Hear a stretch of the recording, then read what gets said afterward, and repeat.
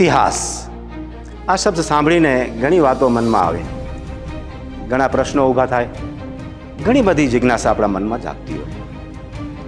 કેવું હશે, કેવું થયું હશે, શું થયું હશે? જે ઇતિહાસ તમે જાણો છો, શું એ જ છે કે કાંઈ બીજું હશે? આવા જ પ્રશ્નો લઈને આજ હું પ્રસ્તુત છું આપણી સમક્ષ. જય શ્રી કૃષ્ણ. હું અમૃત શામજી છાભૈયા. વિવિધતાથી ભરેલો આ એક મહાન દેશ ભારત, સુદૂર ઉત્તર પૂર્વની પહાડીઓમાં નાના કદના માણસો તેમજ પશ્ચિમના સમતલ વિસ્તારમાં ઊંચા કદના માણસો,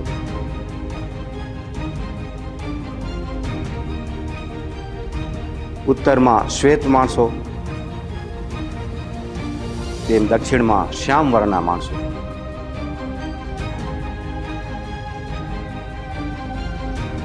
જાત જાતના રંગીન પોશાકો, જાત જાતના સ્વાદિષ્ટ ભોજનો, વિભિન્ન રીતિ રિવાજો તેમજ ઘણી બધી ભાષાઓ. આટલી વિભિન્નતામાં પણ આપણે બધાને જેને બાંધી રાખ્યું છે, કાંક તો રહસ્ય હશે, કાંક તો સૂત્ર છે આનું. એ છે સનાતન. સનાતન એટલે શાશ્વત સત્ય, જે હંમેશનું હતું, આજ પણ છે, હંમેશ પણ રહેશે. કોઈ પણ દેશના ઇતિહાસમાં ઉતાર ચઢાવ, પ્રગતિ અને પતનના પડાવો આવતા રહે છે. પાછળની ઘણી સદીઓથી આ દેશે પણ વિદેશી આક્રમણકારીઓના દમનના કુચક્રમાં પીસાતા રહ્યા છીએ. પાછળના અમુક વર્ષોથી આ દેશ ફરી એકવાર ઉર્જાવાન થઈ પ્રગતિના માર્ગે દોડી રહ્યો છે. ઊંચી ઊંચી ઇમારતો, વિશાળ માર્ગો અને બાંધોના કામ આપણે જોઈ રહ્યા છીએ. દેશની અન્નના ભંડાર ભરપૂર છે. ઔદ્યોગિકી અને પ્રૌદ્યોગિકીમાં વિશેષ પ્રગતિ નોંધી રહ્યા છીએ. દેશ વિશ્વથી બહાર અન્ય ગ્રહોમાં પણ પોતાની પહોંચ વધારી છે.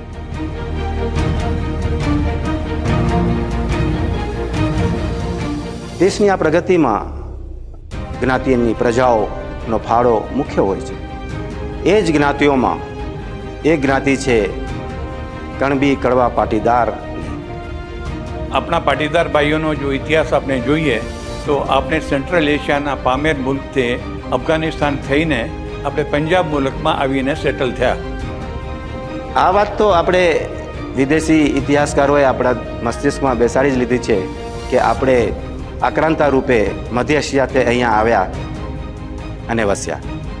પરંતુ હાલની સિનોલી, રાખીગઢી અને કચ્છના ધોળાવીરાની ખુદાઈમાં જે સાક્ષ્યો આર્કિયોલોજિસ્ટને મળ્યા છે, તેથી પૂર્ણતઃ સાબિત થાય છે, સિદ્ધ થાય છે કે આપણે બહારથી નહીં, આપણે આ જ માટીના સંતાનો છીએ. પંજાબથી કણબી ભાઈઓ ગુજરાતમાં આવ્યા, પાટણ, ઊંચા, નડિયાદ અને ખેડા વિસ્તારમાં વસવાટ કર્યો. લગાતાર 2-3 વર્ષ દુષ્કાળ પડવાથી પ્રજાની અંદર નિરાશા વ્યાપી ગઈ.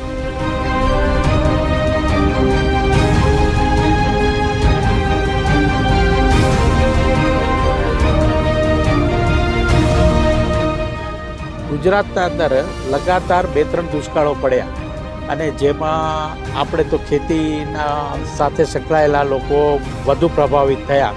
આ દરમિયાન લગભગ 1449માં ઈરાનથી એક ઇમામ શાહ કરીને એક પધાર્યા અને એમને કીધું કે ભાઈ વરસાદ પડશે, જેવું કાગને બેસવું અને ડાળને પડવું એ રીતે એ વરસાદ પડ્યો.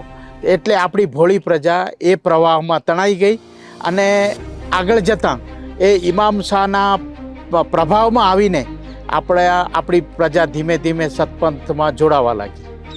આપણે ગુજરાતમાં તો આવી ગયા અને એના વિસ્તારમાં આપણે વસી ગયા, પણ અહીંયાથી કચ્છમાં કેમ પહોંચ્યા? કચ્છના રાજા જાડેજા અને પાટણના રાજા સોલંકી બંને આપસમાં મિત્ર હતા. એક વખત એવું થયું કે કચ્છના રાજાને પાટણ જવાનું થતાં અને ત્યાં જે ખેતરો આમ જોયા તેનાથી તે પ્રભાવિત થયા અને કચ્છના જાડેજાએ ત્યાં સોલંકી રાજાને પૂછ્યું કે ભાઈ આવા ખેતરો તો પહેલાં નહોતા, અત્યારે કેમ આવા થયા છે? તો તે વખતે સોલંકી રાજાએ એમ જવાબ આપ્યો કે અમારી પાસે એક પ્રજા છે અને એ લોકો એટલી મહેનતુ પ્રજા છે કે એને લીધે તમને આ બધી હરિયાળી અને આ બધું દેખાય છે. તો કચ્છના રાજાએ સોલંકી રાજાને પૂછ્યું કે ભાઈ તમે આ પ્રજા મને આપો. તો સોલંકી રાજાએ કીધું કે પ્રજા હું આપવા તૈયાર છું, પણ એ મારું નહીં માને. એ એક ગીર મથાના પાદરે એક ફકીર બેસે છે, એમનું એ લોકો માને છે. તેમની પાસે તમે જઈને ત્યાં વાત કરો ને કદાચ એ તમારી પાસે સાથે આવે તો મને કોઈ વાંધો નથી. તો કચ્છના જાડેજાએ એ ઇમામ શાહને વાત કરી અને ઇમામ શાહે કચ્છની આપણી પ્રજાને કચ્છમાં મોકલી. સોલંકી રાજાના કહેવાથી જાડેજાજી ઇમામ શાહ પાસે જાય છે અને કહે છે કે આ પ્રજા મને જોઈએ છે, હું આમને કચ્છમાં લઈ જઈશ અને એમની જોઈતી વ્યવસ્થા હું કરી આપીશ. ઇમામ શાહે કહ્યું કે તમે પહોંચો, હું આમને પાછળથી મોકલી આપીશ. આપણી જ્ઞાતિના અનેકો પરિવારો ઇમામ શાહ બાવાના સંપર્કમાં આવીને એક નવા ધર્મમાં સાંઝામાં આવતા ગયા.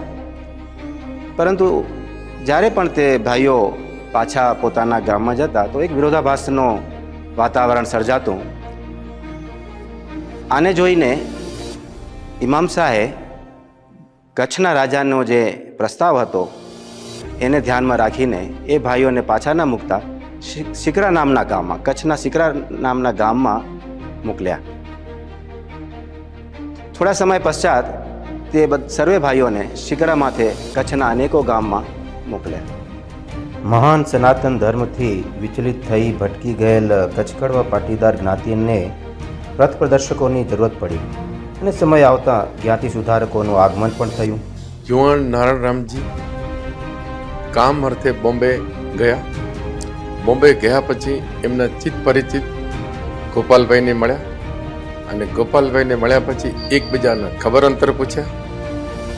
ખબર અંતર પૂછ્યા પછી નારાયણભાઈ કીધું કે હું કામ ગોતવાને માટે અહીં બોમ્બે આવ્યો છું, મારા જેવું કંઈ કામ હોય તો બતાવો.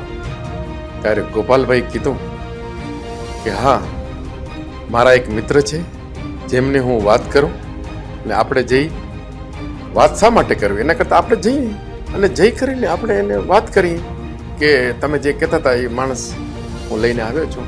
એમ બંને ભાઈઓ ગયા કેશવ શેઠ પાસે અને કેશવ શેઠ કને ગયા અને એકબીજાના ખબર અંતર હાલવાલ પૂછ્યા અને ગોપાલભાઈએ કેશવ શેઠને કીધું કે તમે જે કહેતા હતા એવો એક પ્રમાણિક અને ઈમાનદાર યુવાન કામ માટે અહીં આવેલો છે. તે તમે અપેક્ષા મુજબ તમે જેમ કહેશો એમ બધું પ્રમાણિકતાથી કામ કરશે એની હું ખાતરી આપું. પરંતુ એનામાં એક ખોટ છે કે આચરણની અંદર એ નથી હિન્દુ કે નથી મુસલમાન. મરે છે ત્યારે દાટે છે અને જ્યારે લગ્ન કરે છે ત્યારે કલમા અને દુઆ પડે છે. જ્યારે ગોપાલભાઈ કેશવ શેઠને આ શબ્દો કીધા ત્યારે નારણભાઈ યુવાન ઉંમરમાં એનું દિલ દ્રવી ઉઠ્યું, કંપી ઉઠ્યું અને એને નિશ્ચિત કર્યો કે હવે હું મારી જ્ઞાતિને સનાતન પ્રવાહમાં લાવવા માટે બનતા પ્રયાસ કરીશ અને હું પાછો કચ્છમાં જઈ અને સનાતનને જાગૃત કરીશ. નારાયણ બાપાએ તો ઘણું કામ કર્યું એ વખતે આપણા સનાતન ધર્મને જાગૃત કરવા માટે.